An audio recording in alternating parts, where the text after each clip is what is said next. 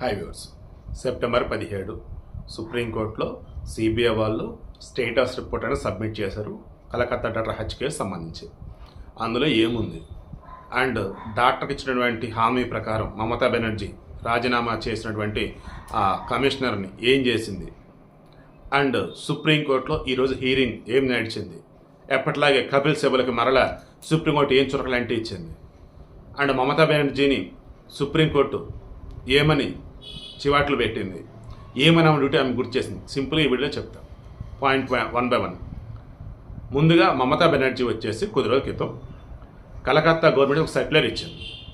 డాక్టర్లు అంటే రాత్రిపూట మగవాళ్ళే ఉండాలి, లేడీ డాక్టర్లు రాత్రిపూట ఆసుపత్రిలో ఉండొద్దు అని చెప్పేసి ఒక సర్క్యులర్ ఇచ్చింది. దానికి సంబంధించి ఈరోజు సుప్రీంకోర్టు ఇష్యూ వచ్చినప్పుడు మీరు అసలు ఏం చేస్తున్నారు? గవర్నమెంట్ పని ఏంటి? డాక్టర్లు రెయిన్బోలో పనిచేస్తూ ఉన్నప్పుడు వాళ్ళ షిఫ్ట్లో వాళ్ళకు ఉన్నప్పుడు ఆడవారికి రక్షణ లేదు అన్నప్పుడు రక్షణ కల్పించాలి. అంతేగాని ఇంక మీరు ఆడికి వెళ్ళొద్దు, మీరు రక్షణ కల్పించిన చేతులు ఎత్తేస్తారా? మీరు డిఫెన్స్లో పనిచేస్తున్న లేడీస్ లేరు అండ్ బయట ట్రావెలింగ్ సెక్టర్లో పనిచేస్తున్న లేడీస్ లేరు, ట్రాన్స్పోర్ట్ సెక్టర్లో ఏం చేస్తున్నారు మీరు? అసలు ఇమ్మీడియట్గా దాన్ని విరమింపు చేసేసుకొని రాత్రిపూట కూడా ఆడవాళ్ళు డ్యూటీ చేస్తారు, వారికి మీరు రక్షణ కల్పించండి, తెలుసుకోండి పద్ధతి ఏంటో అని చెప్పేసి అన్నారు. అయిపోయింది. నెక్స్ట్ కపిల్ సిబల్ సార్ నా వెనక చూడండి సార్ ఎంతమంది లేడీస్ ఉన్నారు.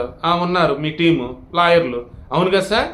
సార్ ఇప్పుడు సార్ వీళ్ళు సార్ చెప్పండి సార్, వాదిస్తున్నారు కదా సార్ కేసులో నాతో పాటు. అయితే వాళ్ళు చంపుతామంటున్నారు సార్, యాసిడ్ పోస్తామంటున్నారు సార్. సార్ లైవ్ స్ట్రీమింగ్ ఆపేసండి సార్, లైవ్ చూపించండి సార్ దేశానికి. లైవ్ స్ట్రీమింగ్ ఆపాలా? వాళ్ళ మీద యాసిడ్ పోస్తానంటేనో లేదన్నప్పుడు వాళ్ళ మీదకి వచ్చేసి ఎవరన్నా వచ్చి హత్య చేస్తానంటేనో మేము చూస్తూ ఊరుకోం కదా. ఎవరు ఆ రకంగా అన్నారు అంటే చెప్పి వాళ్ళని కేసులు పెట్టండి, ఆఫీస్ అరెస్ట్ చేసి లోపలేస్తారు. అంతేగాని వాళ్ళు అట్టంటున్నారు వీళ్ళు అట్టన్నారు లైవ్ స్ట్రీమింగ్ ఆపమంటారేంటి? సుప్రీంకోర్టు ఇది. లైవ్ స్ట్రీమింగ్ ఎందుకు పెట్టాం? ఈ జనానికి తెలియాలా, ఈ దేశంలో ఉన్న ప్రజలకు తెలియాలా ఎవరు ఏమని వాదిస్తున్నారు అండ్ కోర్టులో జడ్జిలు ఎలా రెస్పాన్సిబుల్గా ఉన్నారు ఇది తెలియాలి. అలాంటిది ఎలా మీరు చెప్తారా అసలు ఇట్లా లైవ్ స్ట్రీమింగ్ ఆపని? సస్య మేర నో అని చెప్పేసి అన్నారు. నెక్స్ట్ ఎవరో ఒక అతను పిటిషన్ పెట్టుకున్నాడు. ఏమని? Mamata Banerjee home minister, Mamata Banerjee health minister, issues జరిగిన మొత్తం కూడా పోలీసులు ఫెయిల్యూరు, హెల్త్ డిపార్ట్మెంట్ ఫెయిల్యూరు, అన్నిటికి మించి ఆమె ముఖ్యమంత్రి. సో ముఖ్యమంత్రి కూడా అర్హత లేదు. సో మమతా బెనర్జీని తొలగించండి, ఆమెని రాజీనామా చేయమని చెప్పండి అని చెప్పేసి పిటిషన్ వేశాడు. ఇది సుప్రీంకోర్టా లేదన్నప్పుడు రాజకీయంగా వాళ్ళొద్దు వీళ్ళొద్దు అని చెప్పేదా? ససే మేర ఆమెకు సంబంధించిన సలహాలు ఇచ్చే పొజిషన్ లేము. ఏది? రాజీనామా చెయ్యి అని చెప్పేసి. అవతల లాయర్ వచ్చేసి మరలా మొదలెట్టాడు. అదిదండి చూడండి, మీరు బార్ అసోసియేషన్లో మెంబర్, సో గౌరవిస్తున్నాం, గౌరవాన్ని నిలుపుకోండి. మీరు మరలా అదే కనుక అంటే మాత్రం కోర్టు నుంచి బయటకు పంపాల్సి వచ్చింది, జాగ్రత్త అని చెప్పేసి అన్నారు. ఇంకొకసారి రాజకీయపరమైనటువంటి వేదికలకి రాజకీయమైనటువంటి వాటికి దీన్ని అడ్డగా చేసుకోవద్దని చెప్పేసి అనేసారు. చూడండి ఎంత పద్ధతితో చూడండి. చంద్రచూడు కాబట్టే ఆ రేంజ్లో చెప్తున్నాడు అనమాట ఏదైనా సరే. నాకు అందుకే అన్నింటి ప్రత్యేక గౌరవం. ఇక సిబిఐ రిపోర్ట్ కోర్టుకి సబ్మిట్ చేశారు. చూశారు మాటలు రావట్లేదు అన్న వేళ వాళ్ళు మాట్లాడారు. ఎందుకంటే మొన్న మనం మాట్లాడుకున్నాం, మనం కూడా మాట్లాడుకున్నాం. ఏంటి? సందీప్ ఘోష్ మొదటి నుంచి కూడా ఆ కేసును వచ్చి డైవర్ట్ చేయడానికి సాక్ష్యాలు తారుమారు చేశాడు, ఆత్మహత్య చిత్రీకరించడానికి నానా హడావుడి చేశాడు.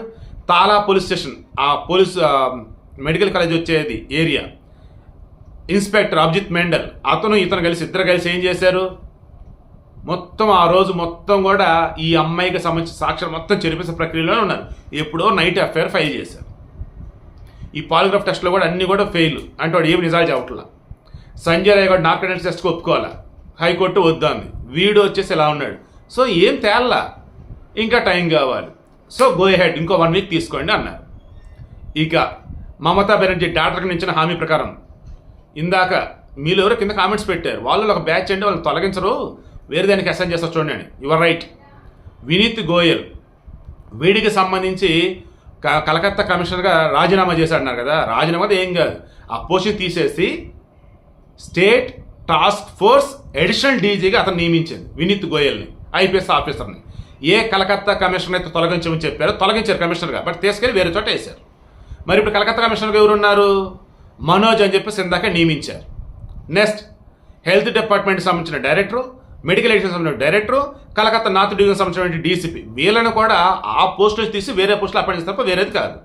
ఇక డాక్టర్లకు సంబంధించి, ఆసుపత్రులకు సంబంధించి సెక్యూరిటీ అన్నట్టు, మెయింటెనెన్స్ అన్నట్టు 100 కోట్లు అయితే రిలీజ్ చేశారంట. మరి డాక్టర్లు ఇప్పటికైనా సమ్మె విరమిస్తారా, లేదు ఇంకో 1 వీక్లో సిబిఓలు సుప్రీంకోర్టు చెప్పిన బట్టి విరమిస్తారని అంటారా? Let's wait and see. ఈ రోజు జరిగిన అప్డేట్స్ అయితే ఇవి. ఇంకో 1 వీక్లో మేజర్ అప్డేట్ ఏమైనా ఉన్నా, ఈలోపు కలకత్తా హైకోర్టుకి సిబిఓలు చెప్తున్న విషయాలు ఏమైనా ఉన్నా ఖచ్చితంగా అప్డేట్ అయితే ఇస్తారు.